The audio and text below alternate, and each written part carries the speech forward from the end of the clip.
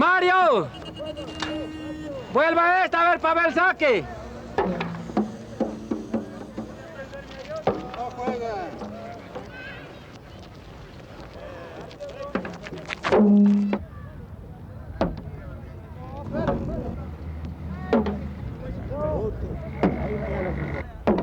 Y ahí vengo. Ya. Déjale.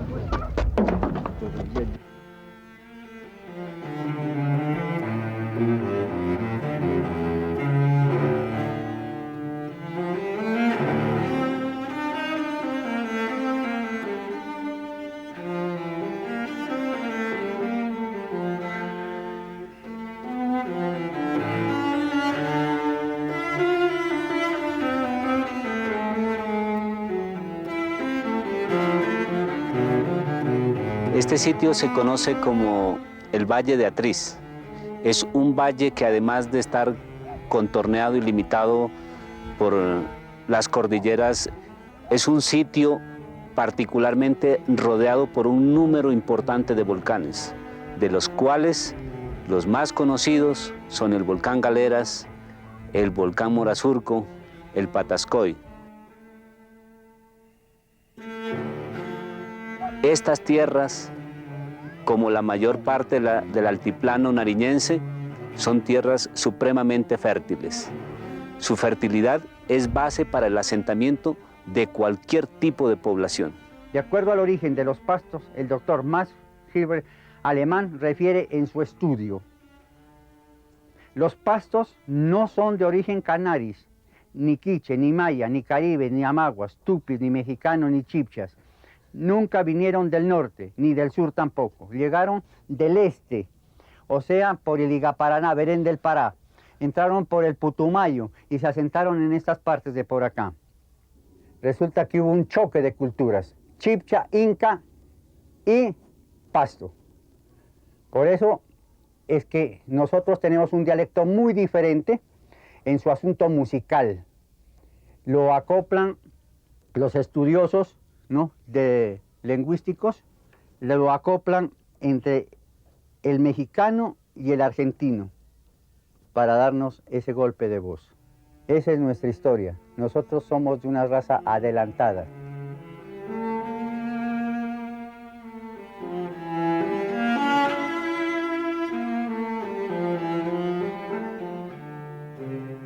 Pasto ha dado mucho que decir en la historia en varios campos. En la parte urbanística y arquitectónica no podría ser la excepción. Encontramos que su palacio de gobierno no está en el contorno de la plaza. Fue desplazado hacia una esquina de menor categoría, que es la Gobernación de Nariño. Su catedral no está en el marco de la plaza principal de la Plaza de Nariño. Está a unas cuadras muy cerca de la plaza, pero definitivamente no conforma el mismo marco. Pareciera como que estos dameros se pudieran mover de un lado para otro. Es la misma particularidad que encontramos en los pastuzos de no encajar en los esquemas quizás culturales, tradicionales, que son dominantes hoy en día en nuestro país. Pasto fundamentalmente, y en el contexto histórico nacional, se lo tiene como una persona que siempre ha estado en contra de lo normal, de lo que ha sucedido en el país. Por decirte algo, en la época de la independencia, entonces, lo que se conoce normalmente y tradicionalmente en el resto del país es de que el pastuso fue ante todo realista, opuesto totalmente a la emancipación bolivariana. De allí para adelante ha surgido pues una idea en el país del pastuso como un tipo tonto. En efecto, existe un estereotipo del pastuso, estereotipo que tiene explicaciones de tipo histórico, de tipo económico y de tipo sociológico. Al momento de la conquista, era una de las ciudades más importantes de lo que conformó el nuevo reino de Granada. A Pasto la superaban tan solo Bogotá y Tunja. Sin embargo, Pasto fue perdiendo preponderancia por su lejanía al mar. Este aislamiento geográfico impidió también el comercio, y aquí no llegaron, en la época de la independencia, por ejemplo, las ideas renovadoras ni la Declaración de los Derechos del Hombre. Nosotros, en lugar de apoyar las ideas de la independencia, apoyamos a don Fernando VII, y aquí gritamos que viva el rey y juramos defenderlo hasta con la última gota de nuestra sangre. Eso en parte es cierto, pero no es realmente cierto. Porque aquí en Pasto, concretamente en Pasto, se dieron personajes muy adictos a la causa libertaria, que efectivamente tuvieron posteriormente el reconocimiento de Bolívar, de Santander, de los grandes próceres pues, de la independencia. Este es un hecho histórico importante que nosotros lo debemos tener muy en cuenta para explicar esa situación de menosprecio con que se mira hoy al pastuso.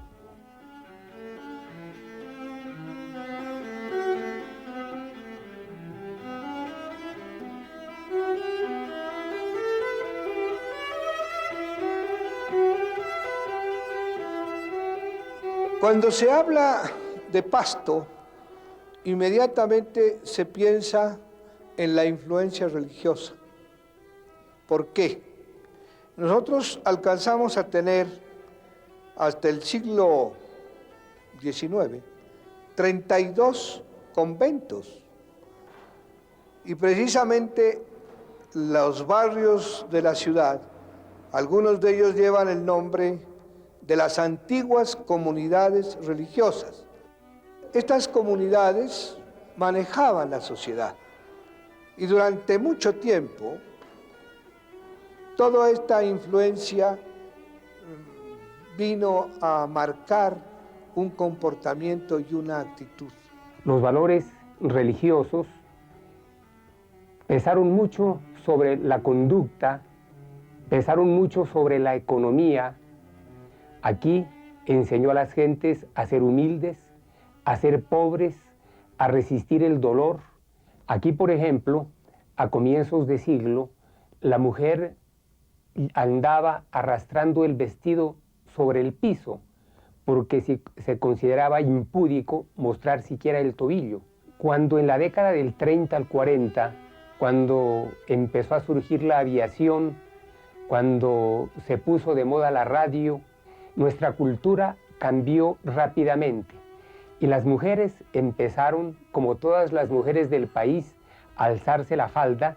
Sin embargo, esta postura fue duramente criticada por la Iglesia, y aquí se condenó el ejercicio de bailes importantes que en ese momento constituían la música metálica de aquel entonces, que era el charleston y posteriormente el mambo.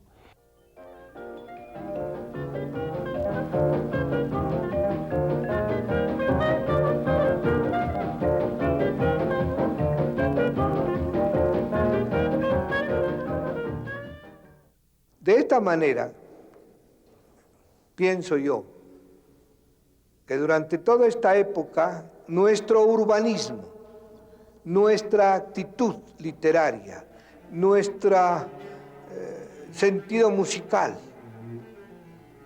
ha caminado o se ha desarrollado a través de un espíritu religioso.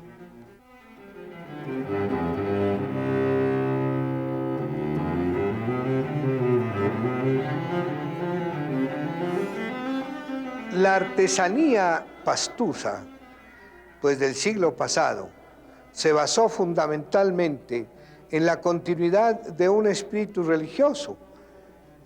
Nosotros teníamos en nuestras casas los pesebres de Navidad, que fue una bellísima tradición de San Francisco de Asís, tallados por nuestros artesanos.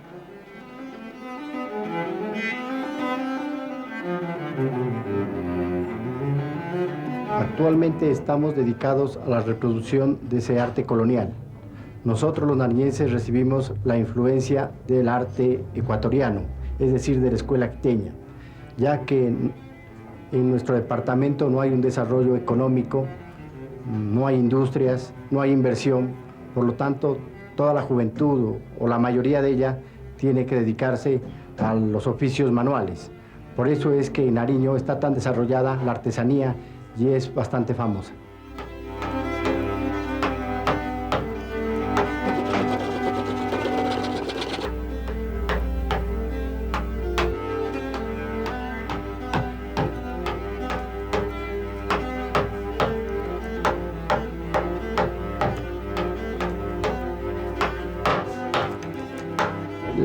El arte quiteño se caracteriza por la elasticidad de la talla. Realmente la influencia nuestra viene a ser, echando un poquito de precolombino, incaico.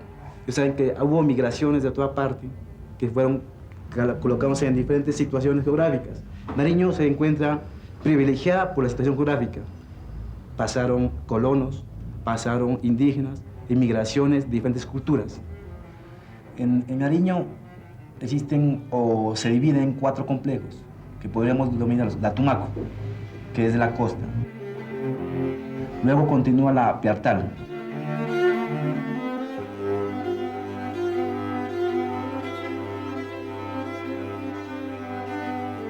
La cultura Capulí. Y por último, la Tusa.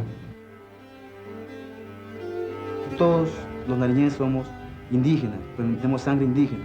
Y por eso es de tratar de representar un arte mestizo indígena colonial, que todo está mezclado.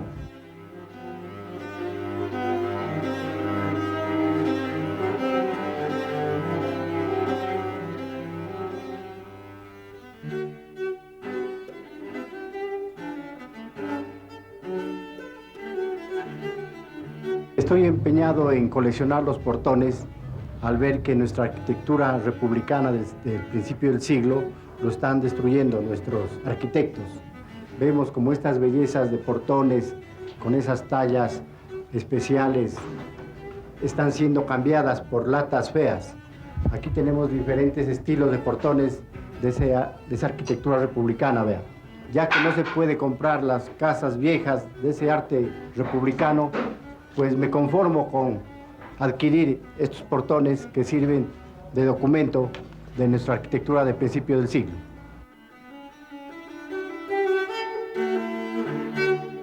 En el año de 1560 comienzan a forjar ya las herraduras para animales, ¿no? Frenos y especialmente para las puertas, para seguro de puertas, de patrimonio republicano artesanal San Juan de Pasto. Son 350 piezas que he recuperado, ¿no? de las casonas que se están derruyendo en Pasto, ¿no? Porque Pasto se fue, como dijo Benjamín de Belalcázar.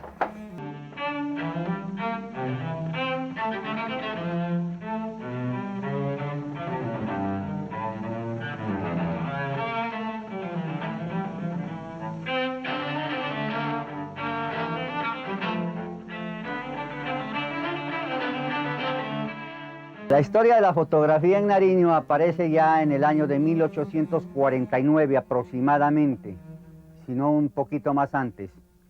La ciudad por aquel entonces pertenecía al Estado Soberano del Cauca, respectivamente a Nueva Granada sobre el naciente gobierno federal centralista de José Hilario López. Es en ese momento cuando por la vía del Amazonas y Gaparará, Bené del Pará, suben los exploradores, ¿no? de quina, quinoa y la balata, o sea, el caucho virgen. En ese momento mismo entra la cámara fotográfica de lente grande, o sea, de lente fijo, ¿no?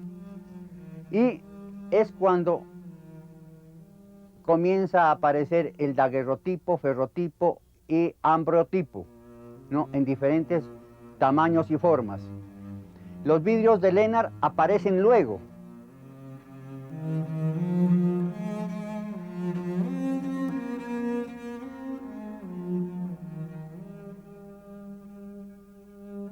De ahí ya vienen las grandes cámaras, ¿no?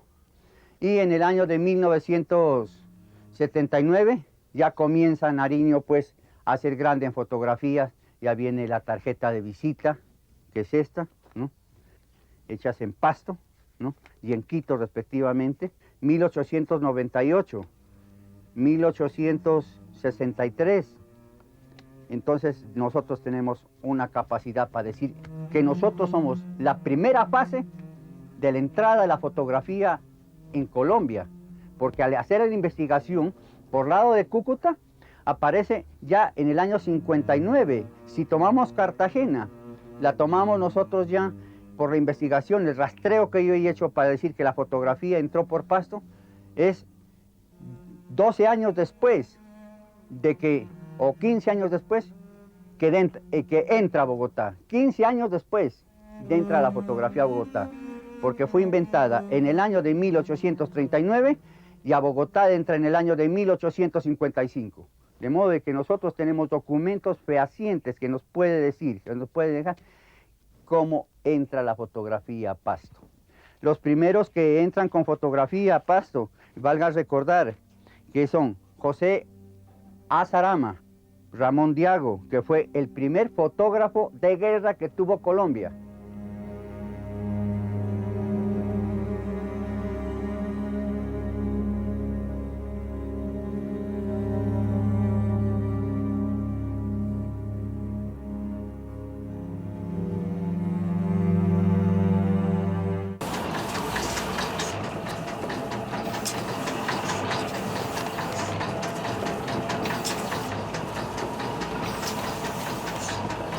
Desafortunadamente la imagen que tenemos es de el bobo del cuento, pero el Pastuso ahora estamos en una época, yo diría, de transición por nuestra propia iniciativa cultural, para desdibujar un poco esa imagen y hacerle entender en primer lugar a la gente que esa tradición que la venimos arrastrando casi en cierto modo como un lastre es producto precisamente de nuestro ingenio.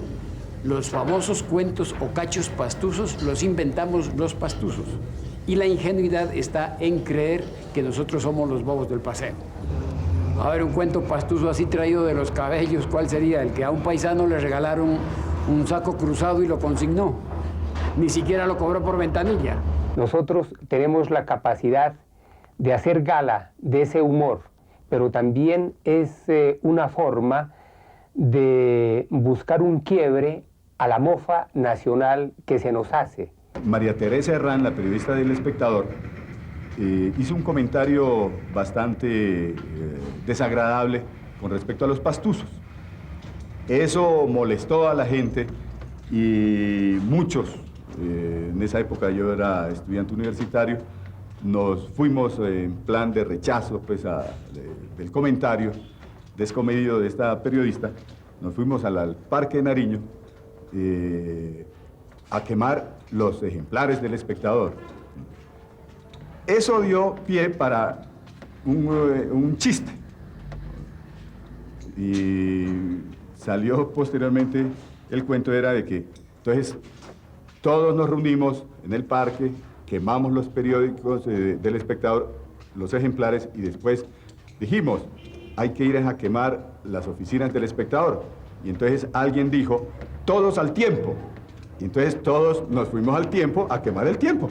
Esos cuentos nacían de una tradición antiquísima aquí en el medio que infortunadamente también se está perdiendo como parte de nuestra cultura.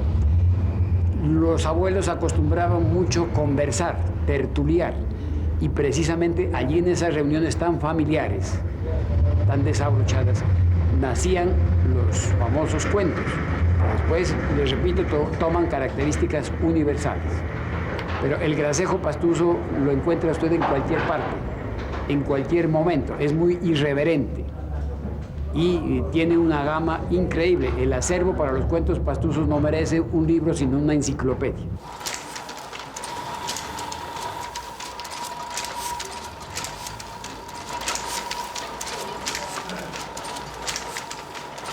A nivel periodístico es muy difícil el manejo del humor porque tiene que ser un humor sutil.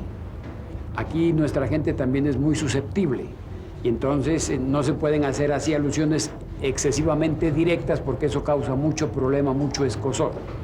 Entonces hay que poner a trabajar la malicia aborigen que llevamos dentro de nuestra idiosincrasia para hacer el humor fino.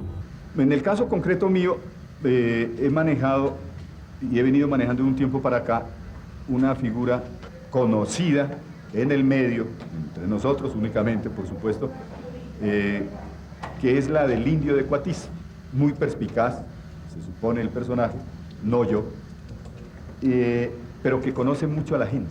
Y desde un enfoque político se ha dedicado a hacer un humor para decir las cosas con cierta crudeza, pero almibarado al mismo tiempo. Y entonces nos corresponde a través de la pluma tratar de sacarle una sonrisa al lector, circunstancia que a mí me parece, en mi experiencia también profesional, muy difícil, el trato del periodismo humorístico, no solamente aquí en la región, sino en todo el país. Estamos haciendo precisamente ese tipo de trabajo de humor alternativo, que no es que nos hayamos propuesto hacerlo, sino que es nuestro estilo al escribir o al comentar.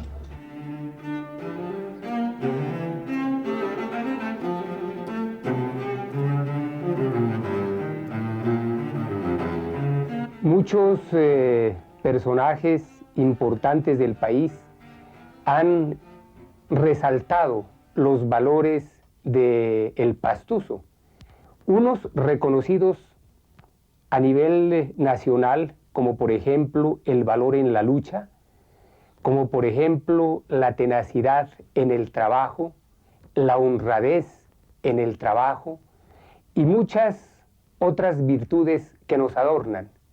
Creo que el pastuso o el pueblo de Pasto es uno de los pueblos llamados a mejores designios en nuestro país. Nosotros somos un pueblo sensible y el mejor ejemplo de nuestra sensibilidad es el poeta Aurelio Arturo, considerado el más grande poeta o uno de los más grandes poetas de habla hispana. El milagro de la poética de Aurelio Arturo es difícil que se vuelva a repetir.